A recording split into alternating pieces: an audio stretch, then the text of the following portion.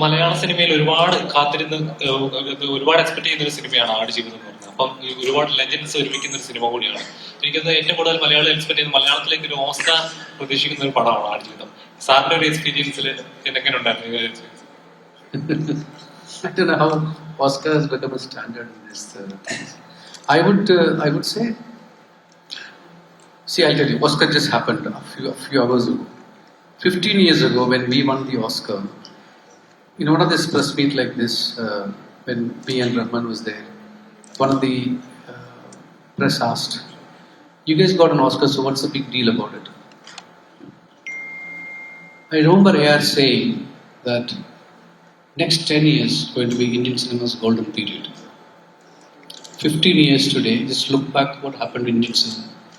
Malayalam, Tamil, Marathi, Assamese film, Gujarati films. Every stream of filmmaking in this country has evolved, has gone leap and bound. And today, we are sitting here, we are talking about a regional film which were considered to be very minuscule in the whole gamut of Indian cinema. We are saying that is Oscar worthy. I'm not saying it, you guys are saying it. So that's how it has evolved. That is how we have come so far in the last 15 years. I think that is tremendous. The youngsters who came in and changed the entire game in the last 10 years of Malayalam cinema and other regional cinemas. That's the most beautiful thing. And I think Adujividam is in the pinnacle of that. Sorry to cut in. I think the respect which each industry is giving and getting.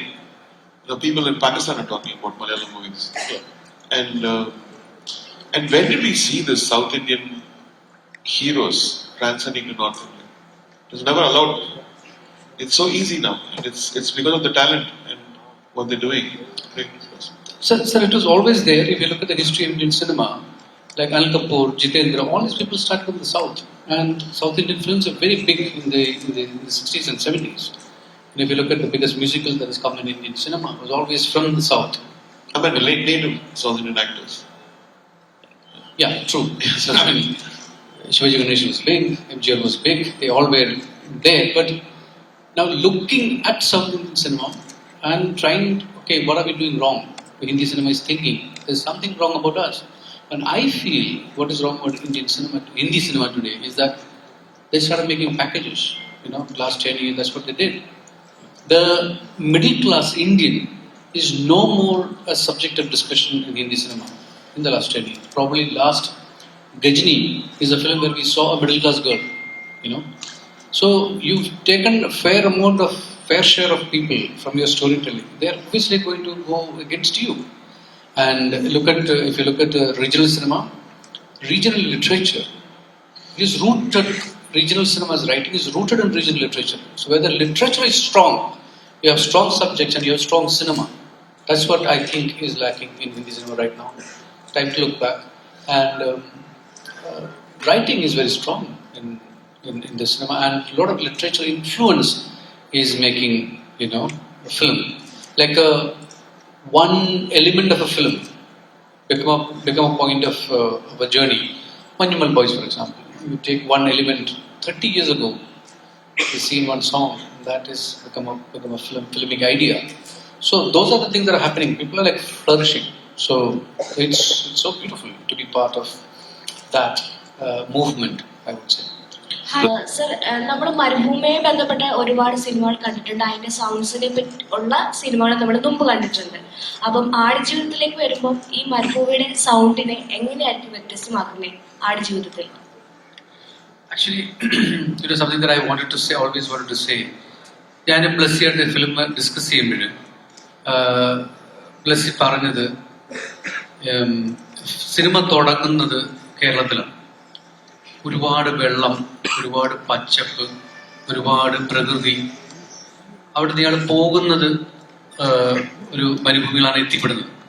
അവിടെ ഒന്നുമില്ല, കാറ്റ് മാത്രമേ ഉള്ളൂ, വരണ്ട ജീവിതം. അവിടെ കടന്നു പോകുന്ന ഇത് എത്രത്തോളം എനിക്ക് സൗണ്ടിൽ കൊണ്ടുവരാൻ കഴിഞ്ഞാൽ എനിക്കറിയത്തില്ല. പക്ഷേ if you look at the entirety of sound, AR knowingly or unknowingly he has brought it in. And ഈ cinema first half of the film if you look at the score, it is completely different film altogether. Look at the sound of it. And second half, if you look at it, you don't even believe that, this man has changed the whole landscape with the score. So it's two different films when you look at it in terms of sound, which me and Blasi has been discussing right from 2018 onwards. But subconsciously, AR has achieved it. So whatever when the film is done, you talk about sound. It actually came from AR, and I just complimented it.